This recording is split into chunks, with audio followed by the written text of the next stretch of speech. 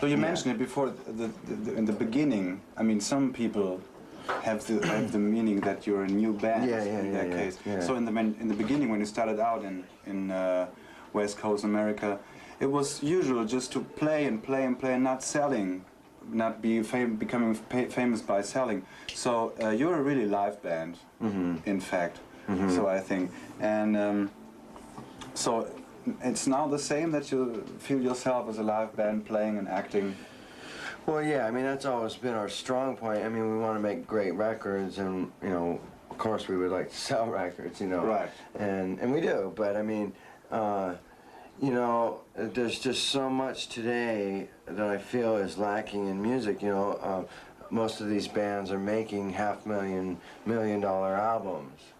And so the record sounds great, the CD sounds great, and you go and see them live, you pay $17, $18 for a ticket, and they're there like this, just staring at the shoes the whole time, you know. And I just, you know, well, I'm from the old school, you know, it was all about showmanship. Live action on stage. Yes, you know, theatrics and just putting a show on, you know, and all my inspirations are from that same, right, you know. Yeah, I know.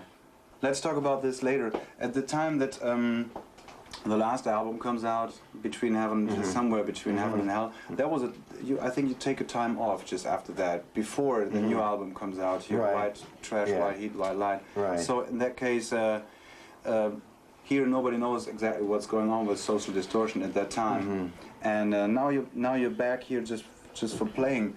And has it been, I would say, which event kicks you off just to say, we start again, let's start over? Well, we never really stopped. See, what was strange was when we made that record in 1992, you know, it was before, you know, Nirvana put punk rock on top 40, you know. There were some bands who had brought alternative music to a plateau, to a high marketing and media level, you know, the Chili Peppers and Jane's Addiction. Yeah. Those are all bands that come from the same, you know, school as us.